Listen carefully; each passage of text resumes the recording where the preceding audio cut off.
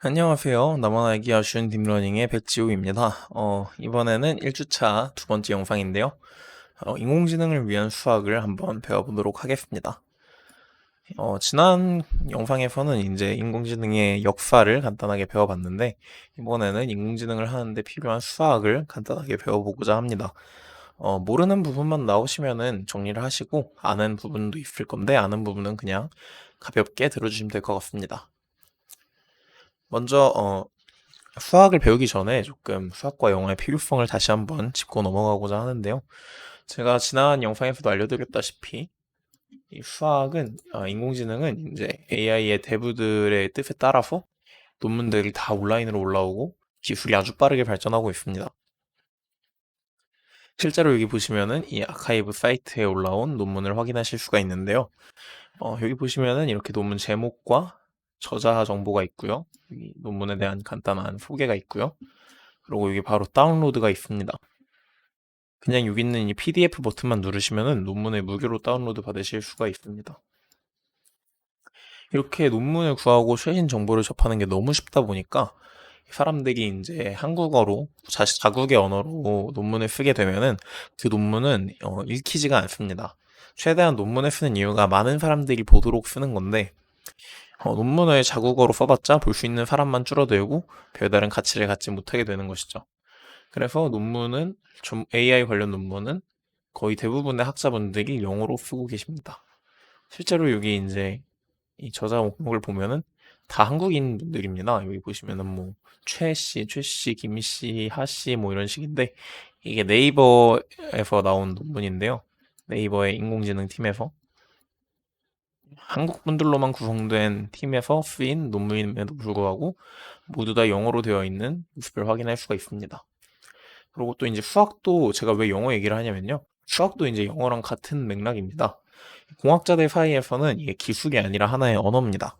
수학이 막 뭐 뭘 하는데 뭘 했다 이렇게 증명하는 데 쓰이기보다는 이제 이런 식으로 내가 이 L이라는 변수를 어떻게 얻었냐면 이런 식으로 뭐 D에다가 로그를 하고 뭘 해가지고 또 이걸 이렇게 하고 해가지고 이렇게 L이라는 변수가 얻어진 거야. 이렇게 뭔가 표현을 이런 걸 어떻게 얻었는지 표현을 하는데 언어처럼 사용이 되기 때문에 그래서 제가 수학이 매우 중요하다고 강조를 하는 것입니다.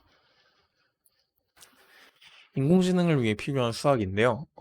먼저 이렇게 과목명으로 따지면 또 이렇게 세 가지가 있습니다. 선형대 수학, 멀티미디어, 그리고 미분.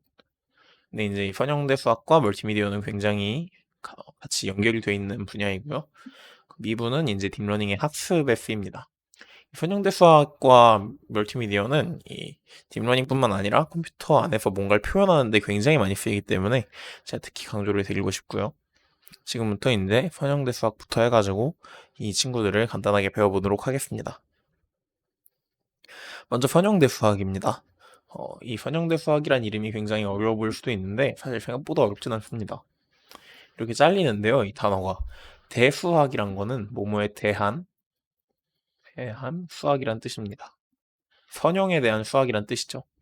선형이란 거는 이제 선하고 형이 또 잘리는데 선은 이 라인의 선입니다. 찍찍 긋는 이 선. 선형은 이제 선 형태의 무언가를 말하는 것입니다. 이게 무엇이냐? 바로 이런 겁니다. 이제 함수 중에 그래프를 그었을 때 이런 식으로 생긴 그래프가 있죠. 이 선처럼 직선으로 생긴 그래프인데 이게 뭐냐? 기울기가 일정한 그래프입니다.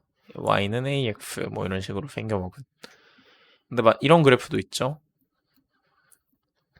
이런 식으로 기울기가 변화하는 그래프가 있는데 이 경우는 이제 여기서는 이렇게 기울기가 완만한 반면에 여기서는 기울기가 가파르고 위로 올라갈수록 기울기가 점점 더 가팔라지는 모습을 볼 수 있습니다. 이런 건 이제 선처럼 생긴 게 아닌 선형이 아닌 식이라고 볼 수 있는 것이죠. 아무튼 이제 이런 선형대 수학을 배워볼 건데요. 먼저 스칼라와 벡터를 배워보도록 하겠습니다. 근데 사실 스칼라라는 거는 배울 필요도 없습니다. 뭐 우리가 평소에 사용하는 하나의 수, 이게 바로 스칼라입니다. 뭐 자연수가 될 수도 있고 0이 될 수도 있고 실수가 될 수도 있고 음수가 될 수도 있는 하나의 수인데요. 하나의 변수에 하나의 값을 갖는 것이 바로 스칼라라고 할 수 있습니다. 크기, 무게, 질량 이런 게 있는데 예를 들어서 여러분의 키를 한번 얘기를 해봅시다. 저 같은 경우에 뭐 키가 180인데 180이라는 키를 갔는데 만약에 뭐 어떤 사람이 갑자기 나는 키가 2개야 이렇게 말하진 않겠죠? 왜냐면은 이런 사람은 있을 겁니다. 사람이 원래 아침에 자고 일어나면은 키가 한 1, 2cm 크다 해요. 그래서 난 아침에 180인데 저녁 땐 179야. 그렇기 때문에 내 키는 180과 179 2개야. 이렇게 말할 수는 없는 거죠. 왜냐면은 내 키는 항상 하나가 있는데 이게 아침에 내 키하고 저녁 때 내 키가 다른 겁니다. 나는 아기 때 160이었는데 지금은 초등학생? 아니, 초등학생 때 160은 너무 큰가요? 중학생 때 160이었는데 지금 대학생이 된 지금은 180이야. 이것도 내 키는 하나인데 그냥 이 키가 시간에 따라 변화했을 뿐이고요. 이런 식으로 이제 하나의 변수에 하나의 값을 갖는 것이 바로 스칼라입니다. 이런 걸 스칼라 변수라고 부릅니다. 근데 이제 때때로 여러 가지 값을 갖는 데이터가 있죠. 예를 들면 좌표가 가장 좋은 예시라고 생각하는데요. 이제 뭐 누가 뭐 이렇게 말은 보통 안 하지만 서울시의 좌표를 알려줘 이랬는데 위도만 알려주거나 경도만 알려주거나 아니면 위도랑 경도의 순서를 뒤바꿔서 알려주면은 그건 서울시의 좌표가 아니겠죠. 이런 거를 바로 벡터라고 합니다. 2개 이상의 값을 하나의 변수에 갖는 것. 이걸 벡터라고 합니다. 이게 꼭 2개일 필요는 없고요. 모 동아리 회원들의 학점 목록 해가지고 이렇게 막 여러 개가 될 수도 있습니다. 벡터의 중요한 점은 이제 값이 여러 개라는 것과 순서가 중요하다는 겁니다. 이제 막 어떤 데이터에 뭐 이제 도시별로 좌표를 이렇게 적고 있는데 좌표 뭐 좌표 A, 좌표 B 막 적고 있는데 갑자기 어느 도시만 나는 좀 튀고 싶어 이러면서 위도를 적어야 할 곳에 이걸 경도를 적고 경도를 적어야 할 곳에 위도를 적어 놓으면은 이건 완전 다른 데이터겠죠. 순서가 중요한 것입니다.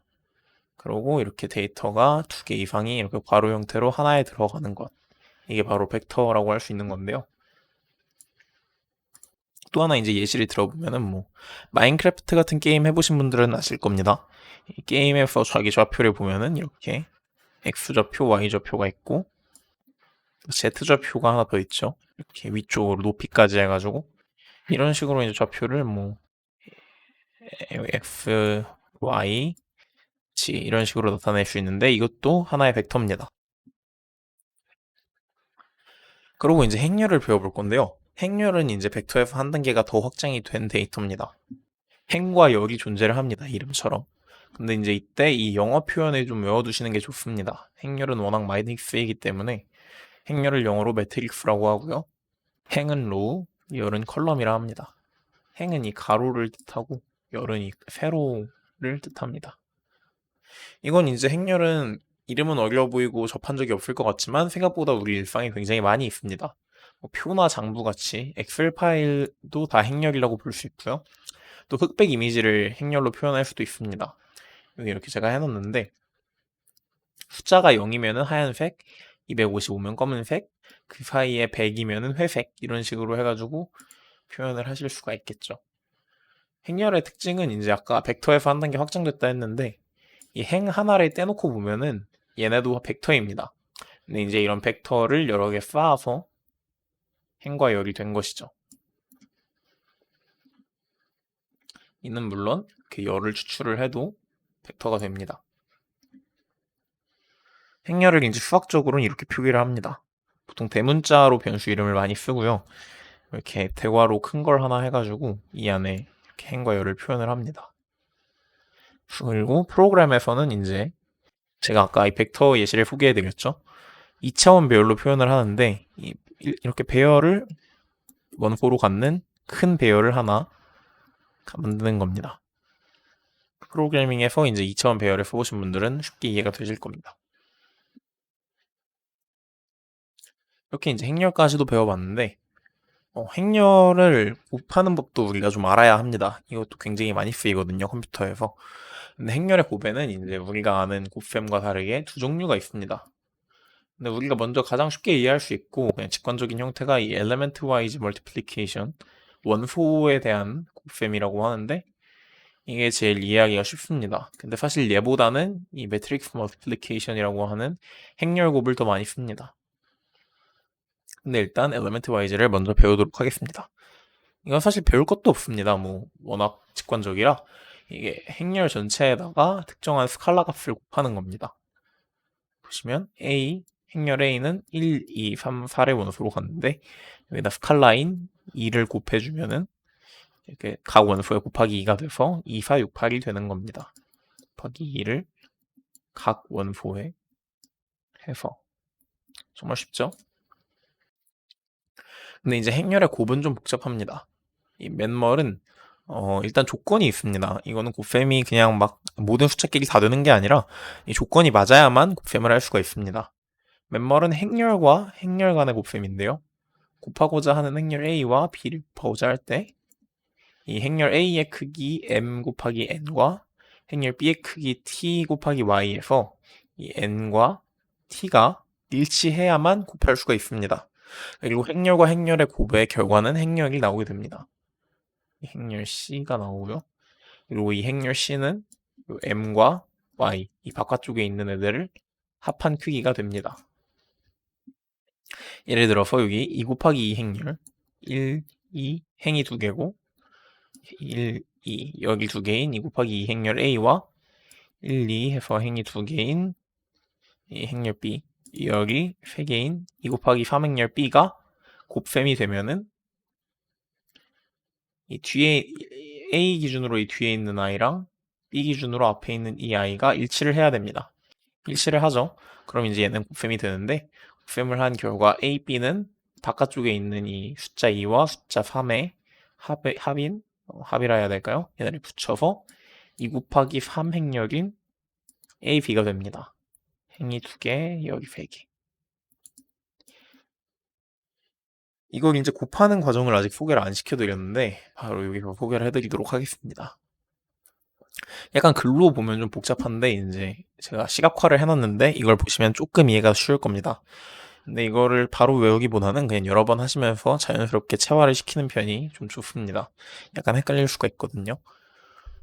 행렬 A와 B의 곱, 행렬 A, B, 행렬 C에 있는 첫 번째 행의 두 번째 열에 있는 원소는 행렬 A의 1행과 행렬 B의 2열의 곱의 합이다. 이렇게 말을 해놨는데 표현이 좀 복잡합니다.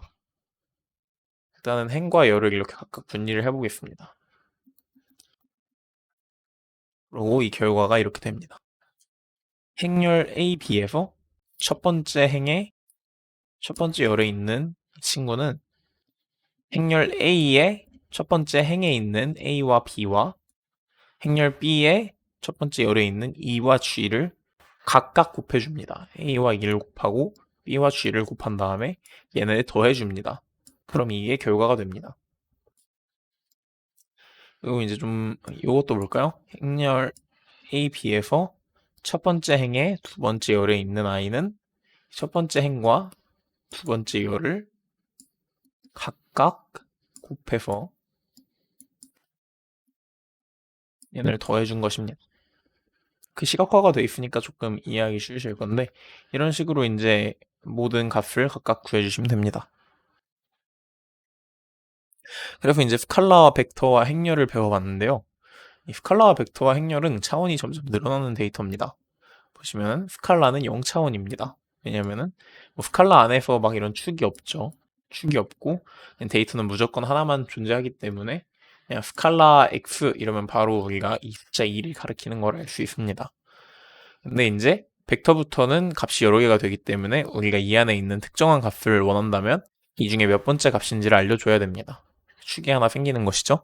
우리가 만약 이 2라는 값을 원한다면 우리는 이 벡터 안에서 두 번째에 있는 값을 원한다고 구체적으로 명시를 해줘야 될 겁니다. 행렬의 경우에는 이제 행과 열 두 가지 축이 생겼죠.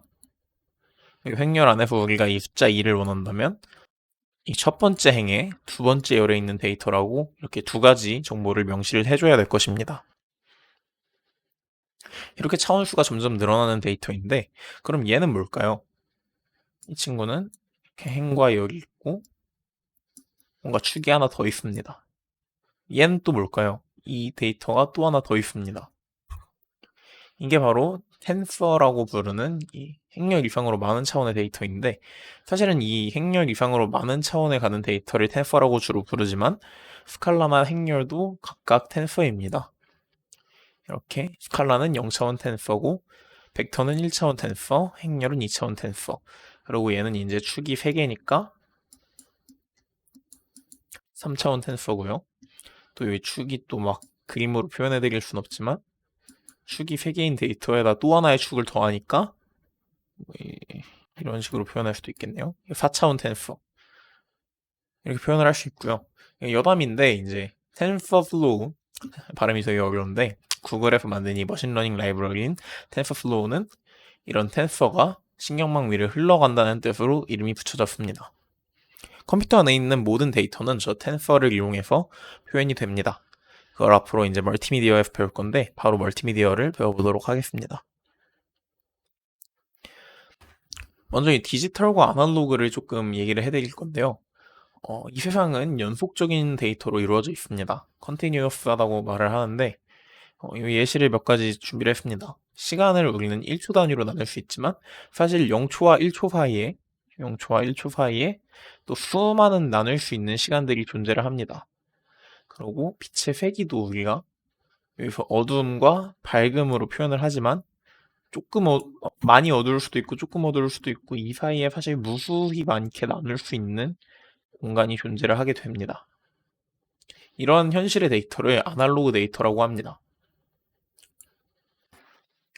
근데 이제 컴퓨터 안에는 저장할 수 있는 공간의 한계가 존재합니다. 예를 들어서 우리가 뭐 어떤 숫자를 저장하려고 하는데 숫자가 막 원주율로 해볼까요? 3.1415 막 쭈루루룩 있다고 해봅시다. 이거를 가능한 길게 저장할수록 물론 정확하긴 하겠지만 사실 이건 무한한 숫자이기 때문에 이걸 전부 다 유한한 공간인 컴퓨터 안에 저장할 수가 없습니다. 그래서 우리는 샘플링이라는 걸 통해서 이거를 우리가 그냥 적당한 선에서 잘라냅니다. 우리 컴퓨터 저장 공간에는 한계가 있기 때문에 이 정도까지밖에 저장을 못한다. 이렇게. 이 0과 1의 이 이산적인, 연속적인과는 반대되는 말인데 이산적인 데이터가 컴퓨터 안에 존재하는데요. 디스크레이트라고 하고요. 이제 이 이산적인 데이터 안에 이 큰 데이터를 넣기 위해서 이 샘플링을 한다. 바로 이런 겁니다. 이 그림을 보시겠어요? 그림이 이렇게 원래는 이제 어두운 쪽에서 밝은 쪽으로 쭉 이렇게 일정하게 변화를 했다면 지금은 이렇게 계단처럼 변화를 하고 있죠. 조금씩 조금씩 밝아지면서 끊어진 데이터가 되었습니다. 이렇게 끊어지지 않은 데이터에서 아무튼 이런 식으로 저장을 하는 걸 이제 디지털 신호로 변환을 한다 얘기를 하고요. 이제 이렇게 현실의 데이터를 컴퓨터에 저장할 때 필연적으로 데이터에 손실이 생깁니다. 보시면은 지금 이 사이에 있는 이 계단 사이사이에 있는 값들이 다 손실이 된 거죠. 근데 이제 인간의 눈은 그렇게 정확하게 데이터를 받아들이지 못하기 때문에 만약에 이 샘플링하는 간격을 최대한 촘촘하게 바꾸면은 그럼 이제 인간이 구분하기 힘들 정도로 다양한 색깔을 컴퓨터에 저장할 수가 있습니다. RGB 얘기를 좀 할 건데요. 우리가 이제 이미지 데이터를 많이 다룰 거기 때문에 RGB는 컴퓨터에 컬러 이미지를 저장하는 방법입니다. RGB는 각각 레드, 그린, 블루의 세 가지 색깔을 의미를 하고요. 이 세 가지 색깔은 이 빛의 삼원색인데 이 색깔을 적절하게 섞으면 이렇게 이 이미지처럼 이 세상에 있는 모든 우리가 볼 수 있는 색깔을 만들 수가 있다고 합니다. 빨간색과 초록색을 특정한 비율로 섞어서 이제 노란색을 만들고 뭐 이런 식으로. 근데 컴퓨터에서는 이 세 가지 색깔을 세기를 가지고 256개를 바리에이션으로 갔습니다. 0이면은 해당 색깔이 존재하지 않는 거고 여기서 이제 255면은 해당 색깔을 최대로 갖는 것입니다. 그래서 이제 빨간색의 경우에는 빨간색 R이 255고요. 그린과 블루는 00. 그래서 여기 빨간색을 갖고요. 보라색 같은 경우에는 이제 여기 보시면은 빨간색과 파란색을 섞어서 보라색을 만들었죠. 얘는 이제 255, 그리고 그레이는 0이고, 그리고 블루가 다시 255 해서 이렇게 마젠타 컬러를 만들고요. 하얀색은 이제 모든 색깔이 섞여서 최대한 밝은 빛을 내면 하얀색이 되겠죠. 이건 이제 255, 255, 255의 색깔을 갖습니다. 검은색은 이제 어떤 색도 빛을 내지 않고 있을 때, 이때 000일 때 검은색이 되겠죠. 조금 더 이제 이미지를 통해서 좀 이걸 들여다볼 건데요. 이 귀여운 고양이 사진이 여기 있습니다. 먼저 이 눈 부분에 이 사파이어색의 이 예쁜 색깔은 초록색과 파란색을 약간 적절한 비율로 섞으면은 이런 예쁜 색깔이 나올 것입니다. 하얀색 털들은 이렇게 거의 완전한 퓨어 화이트에 가깝도록 높은 값들을 가지면 이런 예쁜 하얀색이 나오겠죠? 그리고 이 검은색에 가까운 이 배경은 이렇게 아주 작은 값들을 가질 것입니다. 이제 이거를 레드, 그린, 블루 이 색깔의 색일을 각각 이렇게 합쳐서 동시에 보여주면은 이렇게 컬러 이미지가 되는 것입니다. 그래서 이제 이런 이미지를 텐서로 나타낼 수가 있는데 일단 흑백 이미지는 제가 예시를 아까 보여드렸죠. 여기 가로 픽셀과 세로 픽셀 해상도를 크기로 갖는 행렬이 흑백 이미지입니다. 0이면 하얀색, 255면 검은색 이래가지고 뭐 거꾸로 하셔도 상관없고요. 2차원 텐서, 즉 행렬로 흑백 이미지를 표현할 수 있어요. 근데 이제 RGB 세 가지 색깔에 각각 색일을 나타내야 되기 때문에 3차원 텐서를 이용해서 이렇게 컬러 이미지를 나타낼 수 있죠. 뭐 세로, 가로 이렇게 이미지의 크기랑 같이 곱하기 3 RGB 각각 하나의 채널당 이렇게 해가지고 3차원 텐서로 컬러 이미지를 나타내실 수 있습니다. 이제 이미지가 어떻게 컴퓨터 안에서 다뤄지는지, 데이터가 어떻게 컴퓨터 안에서 이 텐서라는 포맷으로 다뤄지는지를 배워봤고요. 마지막으로 미분에 대해서 얘기를 해보고 마치고자 합니다. 우리가 미분을 크게 두 가지로 나눌 수 있는데 해석적 미분과 수치 미분입니다. 해석적 미분이 대부분 이제 고등학교까지 대학교까지 해서 배우는 것들이 해석적 미분이고요. 수치 미분은 그것보다 조금 더 단순하고 그렇지만 정확하지 않은 미분을 얘기를 합니다. 근데 우리가 컴퓨터 안에서 하는 미분은 대부분 수치 미분을 응용하게 됩니다. 우리가 여태까지 배운 미분, 공식을 이용하는 미분이죠. 여기 제가 마우스를 하겠네요. 예를 들어서 우리가 뭐 y는 x제곱 얘를 미분하라고 하면은 우리는 이제 공식에 따라서 이 x가 왼쪽 아래로 내려온다는 것을 알고 y의 미분은 2x다 이렇게 말할 수 있을 것입니다. 그래서 이제 우리가 뭐 x가 2일 때 기울기가 몇이냐 이러면은 x에다 2를 대입해서 x가 2일 때는 4다 뭐 이렇게 표현을 할 수 있겠죠. 이런 식으로 공식을 외워서 정확하게 구하는 미분이 이 해석적 미분이라고 하는데 수치 미분, 뉴메리컬 미분을 우리는 앞으로 배우도록 하겠습니다. 먼저 미분과 기울기에 대해서 얘기를 해볼 건데요. 그래프가 시각화가 좀 이상하게 되어 있는데 1과 2의 x축의 거리는 이만한데 y축에서 거리가 이거밖에 안 됩니다. 실제로 그래프를 그리면 아마 이렇게 가파른 그래프일 겁니다. 아무튼 함수 f가 이런 그래프 fx는 2x라는 식을 갖는다고 봅시다. f가 1일 때 x가 1일 때 y값은 2가 되고요. x가 2일 때 y값은 4가 됩니다. x가 1 변화하는 동안 이거를 dx라고 표현합니다. y는 2를 변화했습니다. dy라고 표현을 하죠. 그러면 y의 변화율은 x로 나눴을 때 2가 됩니다. 2 나누기 1이니까요. x가 1 변화하는 동안 y는 2 변화했다 이런 뜻이죠.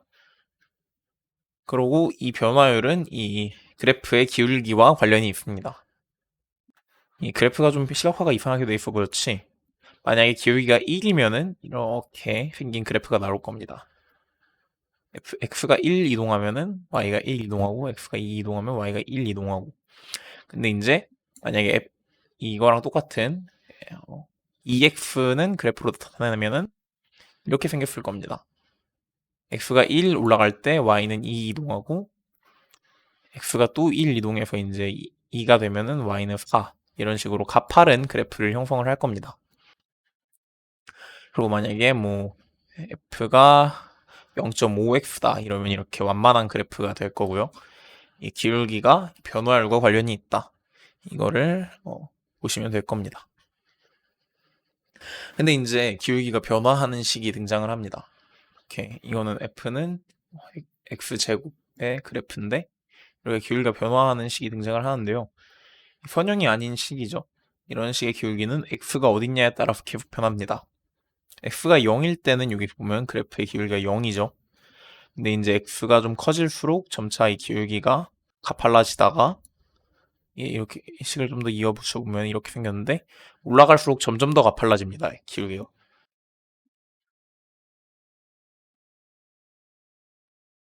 근데 이제 이거를 미분을 해서 기울기를 알기 위해서는 아까 같은 경우에 이제 선형인 경우에는 그냥 이 앞에 있는 이 친구를 가져가면 얘가 기울기입니다. 근데 얘는 공식이 없으면 기울기를 구할 수가 없어요, 정확하게. 근데 이제 이거는 뭐 사실 x제곱 같은 경우는 공식이 굉장히 쉬운 편이라 괜찮은데 좀 막 어렵고 복잡한 식들이 있죠. 이런 식의 기울기를 구하기 위해서 우리는 이제 수치 미분을 사용합니다.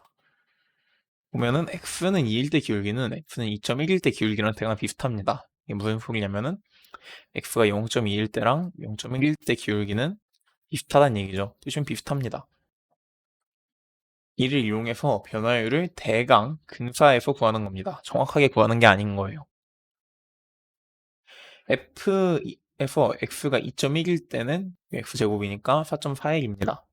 F2는 4입니다. 둘을 빼면은 0.4x입니다. F에서 이 x가 2에서 2.1이 되는 동안 y가 변화한 양이 0.4x인 것이죠. x가 0.1 움직이는 동안 y가 0.4일 변했다. 곱하기 10을 하면은 x가 1 움직이는 동안 y가 얼마나 변화했는지 알 수 있습니다. 이를 통해서 이제 변화율을 대강 구하면 4.1이 나오죠.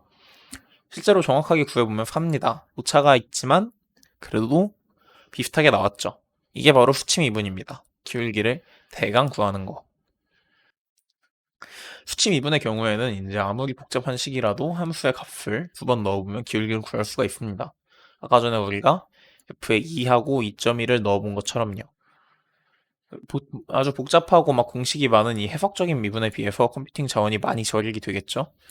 막 해석적으로 하려면은 여기다가 적용해야 할 공식이 뭔지 탐색을 하고 그 공식에 맞게 막 계산을 여러 번 하고 이래야 되는데 해석적으로 하지 않고 이렇게 수치 미분을 하게 되면은 그냥 값을 이렇게 두 번 땅땅 넣어보면 끝이 납니다. 그리고 이 두 값의 차례 작게 할수록 오차도 작게 나오겠죠. 근데 이제 단점의 경우는 정확한 기울기가 아니라는 거와 계산할 때마다 오차가 발생한다는 거. 근데 이제 이 두 번째 단점의 경우에는 사실 뭐 값을 아주 작게 하면 되기 때문에 별로 큰 효과는 없습니다. 근데 이제 만약에 정확한 기울기를 구해야 하는 경우에는 이걸 쓰면 안 되겠죠. 아무튼 근데 이제 딥러닝에서는 원래 정확한 기울기를 구하는 게 목적이 아니기 때문에 이런 식으로 수치 미분을 이용해가지고 컴퓨팅 자원도 아끼고 그리고 대강의 어차피 딱 우리가 필요한 정도의 기울기를 구해서 사용을 하게 됩니다. 그래서 수치 미분을 알아봤고요. 이제 강의는 여기서 끝입니다. 저는 이제 여기서 미니 프로젝트를 권하는데 여기까지 강의를 들으셨다면은 이 Teachable 머신이라는 걸 응용을 해서 한번 본인만의 이 머신러닝 프로젝트를 해보시기 바랍니다. Teachable 머신은 구글에서 제공하는 웹 기반 AI 개발 도구인데요. 이걸 이용해서 되게 쉽게 인공지능이 어떤 식으로 지도학습이 이루어지는지 이걸 알 수가 있습니다. 한번 사이트를 직접 볼까요? 참고로 저기 써 있는 뭐 상품이니 뭐니 하는 건 저희 동아리 스터디에 참여하시는 분들 한정입니다. 동아리 회원은 아니셔도 돼요. 아무튼 여기 Teachable 머신 사이트인데요. 이런 식으로 이제 우리가 뭐 막 모델을 만들고 수학적으로 뭔가 하고 이럴 필요 없이 간단하게 여기 있는 구글의 웹사이트 기반으로 AI를 만들 수 있는데 보시면 되게 쉽습니다. gather, 데이터를 모으세요. 뭐 여기 이 사이트에다가 데이터를 이미지로 직접 올리셔도 되고 아니면 여기서 웹캠으로 데이터를 얻는 걸 지원을 합니다. 그냥 그 뭐 노트북 같은 데 달린 웹캠을 이용해서 데이터를 넣어서 학습을 시킬 수 있고요. 트레인 모델 버튼을 누릅니다. 그냥 모델만 뭐 아무것도 할 거 없어요. 그냥 버튼을 누르면 학습이 됩니다. 이렇게 해서 이렇게 이제 이미지 분류하는 모델이나 사운드 분류 모델, 포즈 분류 모델 이런 것들을 만들어 보실 수가 있어요. 이걸 한번 해보면서 재밌는 걸 만들어 보시고 그리고 이제 이 지도학습이 어떤 식으로 작동을 하는지 이거를 배워보시면 될 것 같습니다. 자, 쉬지 않고 달려왔는데 어떻게 수학 쉽게 설명해 드리려고 노력을 했는데 이해가 잘 되셨으면 좋겠네요. 오늘 정말 수고 많으셨고 다음 주 영상에서 뵙도록 하겠습니다. 여러분 안녕.